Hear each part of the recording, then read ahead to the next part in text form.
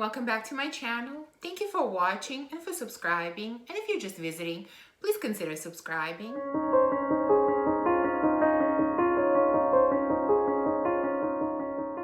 So today is the last video in my Gourmand week, and we're going to end it with a very fun haul, which is full of Gourmand fragrances. And there are some real gems in this haul, and there are actually a lot of fragrances from my wish list. So without wasting any more time, let's start going through these. First one is a fragrance that I've had on my wish list for a very, very long time. But I also resisted for a long time because it is extremely similar to a fragrance that I already have in my collection. But I'm weak. I couldn't resist any longer. I've succumbed to the want of this fragrance and I finally decided to purchase it. Many of you might have guessed what I'm talking about. It's a fragrance that I have sampled before, so I know exactly what it smells like. I'm talking about Love and Crime from Italo. And this is the box. This is 30 ml. I believe all of their bottles come in 30 ml. You take off the overall sleeve. Here's another little box, and the little bottle is in here. It is small, but it is very compact, very beautiful, really nicely made. Here we go. And of course, if you've been watching my channel for a while, you know that this fragrance is very, very similar to Lyra from Xerjon. And of course, Lyra is one of my favorite Gourmand fragrances, and that's why I just needed to have this one in my collection as well. So the main notes in here are vanilla, blood orange, sugar, cacao, anise, floral notes, and pink pepper. And this just smells like a beautiful, delicious, sweet dessert with some blood orange.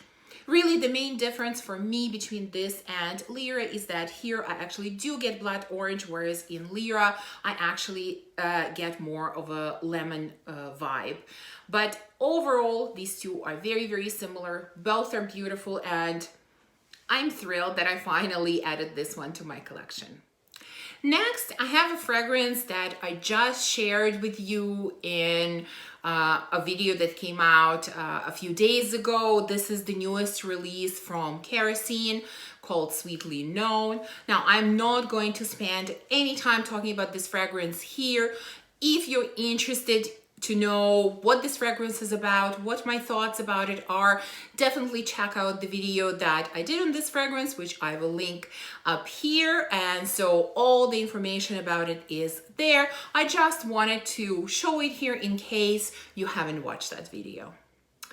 Next purchase might surprise you because I purchased a fragrance that I talked about in my, I think I called it overhyped fragrances video. And this was one of the fragrances that I mentioned that is overhyped. So let me show you what it is, and then I will explain why I've decided to purchase it. I'm talking about Lost Cherry from Tom Ford. So the beautiful red box, here's the bottle, there we go. And there are a lot of notes in this fragrance.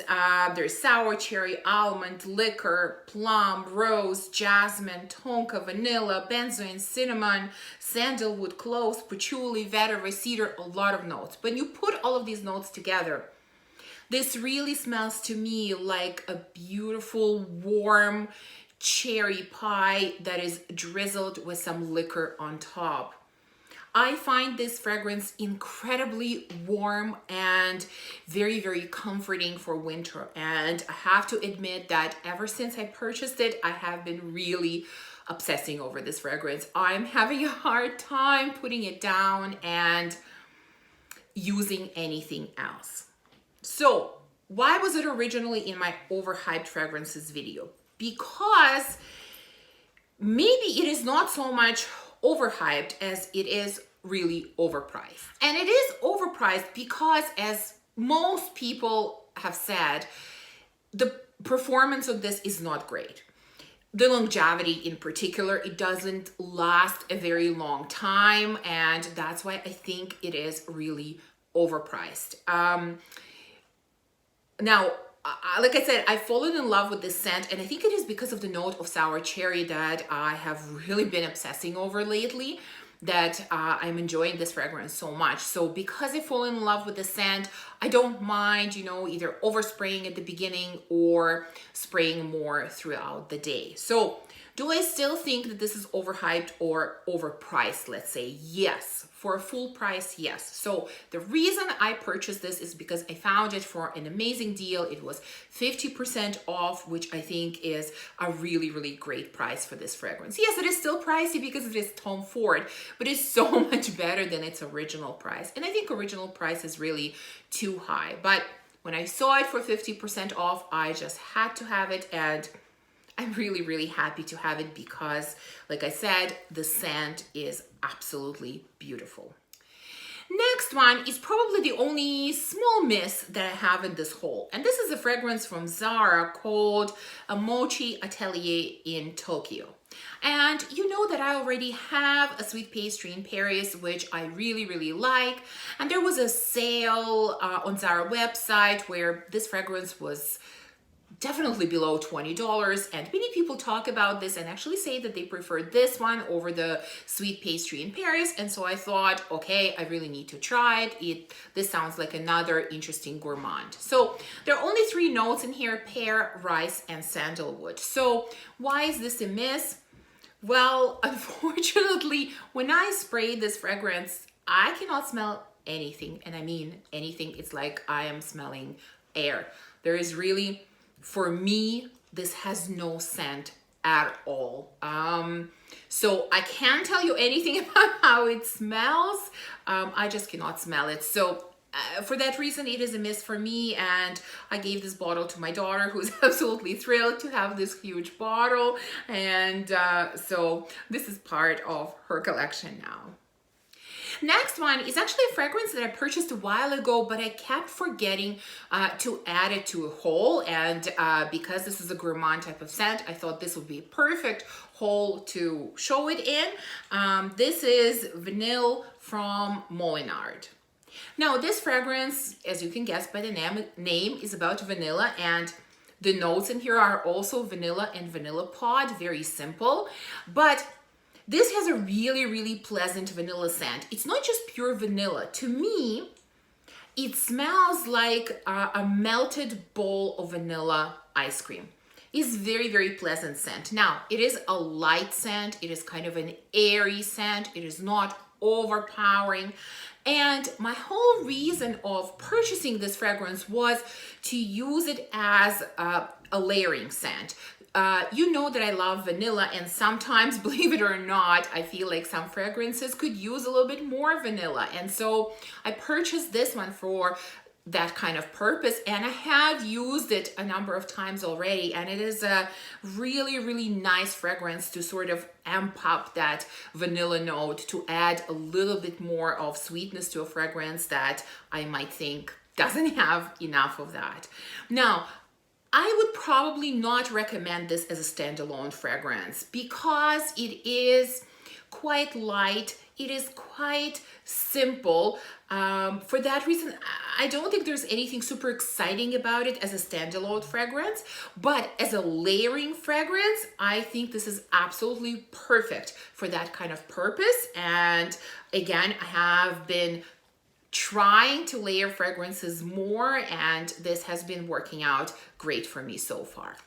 Next, I have another fragrance that has been on my wish list for a very, very long time. And I haven't purchased it for a long time because there have been contradicting opinions about it. Some people seem to really love it. Some people say there's nothing special about it. And so I really wasn't sure. And I decided to finally order a sample of this fragrance so that I can test it out and see if I would be interested in purchasing a full bottle.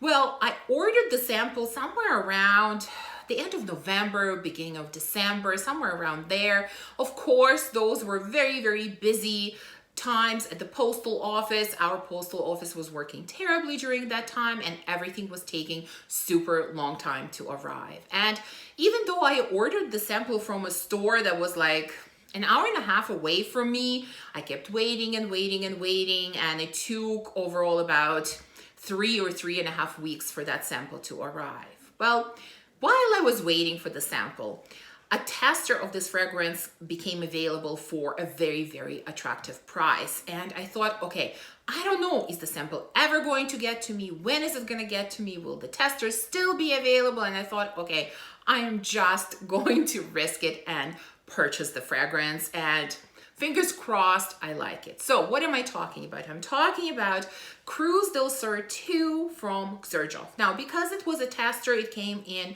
plain white box, which I threw away, so I just have a bottle here.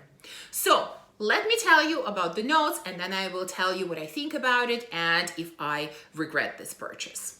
So the notes in here are mango, guava, pineapple, apple blossom, floral notes, milk, dried fruits, blackcurrant, violet leaf, musk, vetiver, and cedar.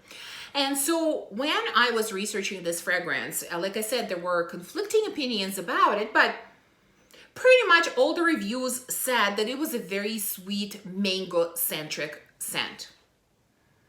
Now, this definitely is a fruity scent, very sweet, fruity scent. But the interesting thing is that for me, mango is not the main player here.